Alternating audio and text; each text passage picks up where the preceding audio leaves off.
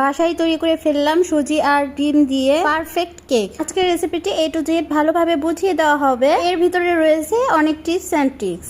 এর জন্য অবশ্যই আজকের ভিডিওটি স্কিপ না করে ফুল ভিডিও জুড়ে থাকবেন, তাহলে আপনাদের সুজির কেকটা হবে একদম পারফেক্ট। আসসালামু আলাইকুম everyone, welcome back to my channel. তাহলে কথা না বাড়িয়ে মূল রেসিপিতে চলে যাচ্ছি। আর এই মজাদার কেক রেসিপিটি বানানোর জন্য সর্বপ্রথম আমি এখানে নিয়ে নিচ্ছি একটি মিক্সি বল। এখানে দিয়ে দিচ্ছি 1 কাপ পরিমাণ সুজি।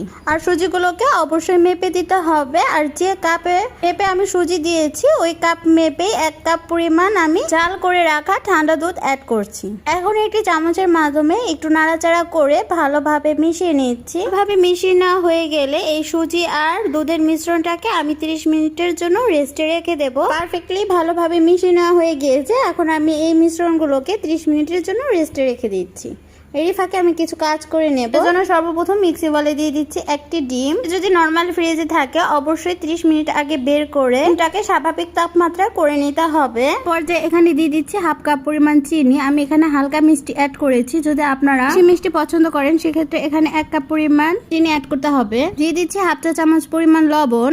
এখন যে পর্যন্ত চিনিটা ভালোভাবে গলে না যাবে সে পর্যন্ত একটি হ্যান্ড উইক্স এর মাধ্যমে ভালোভাবে ফেটিয়ে নিতে হবে। আপনারা চাইলে এখানে দুটো কাঁটা চামচের মাধ্যমেও ফেটে নিতে পারেন। তাছাড়া হ্যান্ড ব্লেন্ডারের মাধ্যমেও একটু ব্লেন্ড করে নেওয়া যাবে। তবে সবার বাসায় তো আর হ্যান্ড ব্লেন্ডার থাকে না, সেজন্য আজ আমি হ্যান্ড উইক্স এর মাধ্যমে ভালোভাবে ফেটিয়ে দেখিয়ে দেব।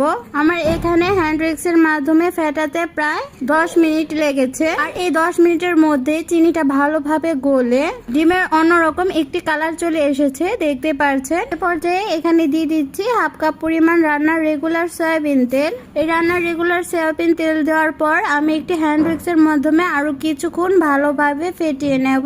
তেল দেওয়ার সময় মিশাতে গেলে ছানা কাটার মতন হবে, তবে ভয় পাওয়ার কোনো কারণ নেই। কিছুক্ষণ মিশানোর পরে একদম পারফেক্ট হবে আর একদম ক্রিমের মতো হবে দেখতে। অনেকটাই ঘন হয়ে যাবে। দেখতে পাচ্ছেন কিছুক্ষণ ফেটানোর পর কিন্তু একদম পারফেক্টলি মিশে গিয়েছে।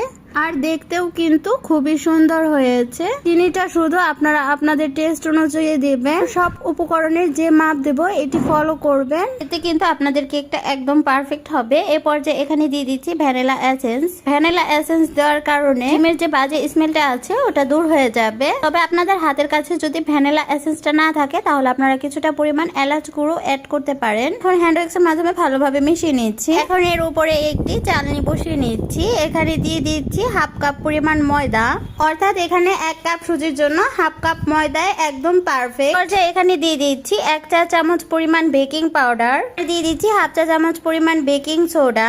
বেকিং পাউডার আর বেকিং সোডাটা কিন্তু কোনোভাবেই স্কিপ করা যাবে না। এ পর্যায়ে এখানে দিয়ে দিচ্ছি 1 টেবিল চামচ পরিমাণ গুঁড়ো দুধ। এই গুঁড়ো দুধটা অপশনাল, আপনারা চাইলে এটি স্কিপ করতে পারেন। তবে গুঁড়ো দুধটা দেওয়ার কারণে অনেক সুন্দর একটি ফ্লেভার আসে আর কেকটা খেতেও হয় অসম্ভব মজার। এখন এই শুকনো উপকরণগুলো বড় ছিদ্রযুক্ত চালনির মাধ্যমে ভালোভাবে চেলে নেব। অবশ্যই এখানে এই উপকরণগুলো চেলে নেওয়ার চেষ্টা করবেন। আর এভাবে যদি কেকগুলো বানান তাহলে কিন্তু কেকের টেস্টটা একদমই দোকানের মতন হবে। এজন্য অবশ্যই একবার হলেও বাসায় ট্রাই করবেন। আশা করছি আপনাদের কাছেও খুবই ভালো লাগবে আর আপনাদের বাচ্চারাও খুবই পছন্দ করে খাবে। বাসায় একবার এই কেকটা বানিয়ে আমাকে কমেন্টের মাধ্যমে জানাতে পারেন যে আপনাদের কেকগুলো কিরকম হয়েছে। দেখতে পাচ্ছেন আমার কিন্তু চেলে নেওয়া হয়ে গিয়েছে। এখন অবশিষ্ট অংশটুকু আমি ফেলে দেব। একটি হ্যান্ড উইক্স এর মাধ্যমে হালকা হাতে এক দিক থেকে আরেক দিক একটু ভালোভাবে মিশিয়ে নিতে হবে।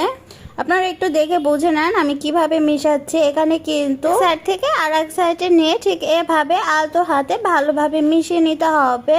উল্টা দিকে কিন্তু ঘোরানো যাবে না, তাহলে কিন্তু ডিমের ফোমটা নষ্ট হয়ে যাবে, কেকটা বেশি ভালো হবে না। সেজন্য এই স্টেপটা অবশ্যই ফলো করতে হবে। দেখতে পাচ্ছেন আপনাদের সাথে কথা বলতে বলতে পারফেক্টলি আমার ভালোভাবে মিশিয়ে নেওয়া হয়ে গিয়েছে। কনসিস্টেন্সিটা ঠিক এরকম হবে। এখানে আরো কিছুক্ষণ ধরে ভালোভাবে মিশিয়ে নিচ্ছি। এ পর্যায়ে এখানে দিয়ে দেব দুধ আর সুজির মিশ্রণটুকু। আর এই দুধ আর সুজিটাকে আমি আর একটু ভালোভাবে নাড়াচাড়া করে মিশিয়ে নিয়েছিলাম। এখন এটি ঢেলে এটি হ্যান্ড উইক্স এর মাধ্যমে আলতো হাতে আমি আবারও ওই একই দিকে ঘুরিয়ে নেব। ঘুরিয়ে ঘুরিয়ে ভালোভাবে মিশিয়ে নিচ্ছি। উল্টা দিকে কিন্তু ঘোরানো যাবে না, আপনারা নিশ্চয়ই দেখে বুঝতে পারছেন। আর অবশ্যই আলতো হাতে করতে হবে। বন্ধুরা, আমার ভিডিওটি যদি আপনাদের মাঝে একটু হলেও উপকারে আসে, প্লিজ আমার ভিডিওটি বেশি বেশি করে শেয়ার করে দেবেন। আর ভিডিওটি তাদের দেখে উপকারে আসতে পারে। আর ভিডিও যদি খুব বেশি ভালো লাগে থাকে, প্লিজ একটি লাইক দিয়ে দেবেন। আমি আলতো হাতে অফ ক্যামেরায় আরো কিছুক্ষণ ধরে মিশিয়ে নিয়েছি। দেখতেই পাচ্ছেন কিরকম হয়েছে, ঠিক এরকম হবে। কনসিস্টেন্সিটা আপনাদের না দেখালাম, কারণ এই মাপগুলো ঠিক থাকলে কনসিস্টেন্সিটা না দেখলেও হবে। এখন এই পাত্রটা আমি সাইডে রেখে দিচ্ছি। এখন এখানে আমি একটি মোল্ড নিয়েছি। এ পর্যায়ে এখানে দিয়ে দিচ্ছি সামান্য পরিমাণ রান্নার রেগুলার সয়াবিন তেল। এখন একটি ব্রাশের মাধ্যমে ভালোভাবে আমি ব্রাশ করে চারো সাইড দিয়ে ছড়িয়ে দেব। এভাবে তেল ব্রাশ করার কারণে এটা ডিমোল্ড করার সময় অতি সহজে উঠে আসবে, এরকম অসুবিধা হবে না। করে নেওয়া হয়ে গিয়েছে। এ পর্যায়ে আমি এখানে কেকের মিশ্রণটুকু ঢেলে দিচ্ছি। কেকের মিশ্রণটা ঢেলে দেওয়ার পর একটি চামচের মাধ্যমে আমি একটু ভালোভাবে একটু নাড়াচাড়া করে নিচ্ছি। এতে যদি ভিতরে কোনো রকম এয়ার বাবলস থাকে তাহলে দূর হয়ে যাবে, কোনো রকম ফাঁপা ভাব থাকবে না, একদম পারফেক্ট ও সুন্দর হবে। এখন এটি আমি সাইডে রেখে দিচ্ছি। এখন চুলায় আমি একটি প্যান বসিয়ে দিয়েছিলাম। লবণ আর স্ট্যান্ড দিয়ে তার উপরে ঢাকনা দিয়ে ঢেকে প্রায় 10 মিনিটের জন্য জাল করে ফ্রি হিট করে নিয়েছিলাম। তবে আপনারা চাইলে এখানে লবণের পরিবর্তে বালি দিয়েও এই কেকটা বেক করতে পারেন। তবে আমি লবণ দিয়েই করব। লবণ দিয়ে করলে অতটা ময়লা হবে না। আর এই লবণটা ঠান্ডা হওয়ার পর আমি উঠিয়ে রাখবো। পরে কেক বেক করতে গেলে লবণ দিয়ে বেক করতে পারবো, কোনো সমস্যা হবে না। এখন এর উপরে কেকের মোলটা দিয়ে কেকের যে ঢাকনাটা আছে ওটা দিয়ে আমি ঢেকে দেব। তবে আপনাদের বাটিতে যদি ঢাকনা না থাকে তাহলেও কোনো সমস্যা নেই, ফ্রাইয়ের যে ঢাকনাটা আছে ওটা দিয়ে ঢেকে দেবেন। যদি কোনো রকম ছিদ্র থাকে তাহলে ওটি লং কিংবা কাগজ দিয়ে বুঝিয়ে দিবেন, তাই হবে। চুলার আঁচটা মিডিয়াম টু লো ফ্লেমে রেখে আমি 1 ঘন্টার মতো কুক করে নিয়েছি। ঘন্টা পর চলে এসেছি।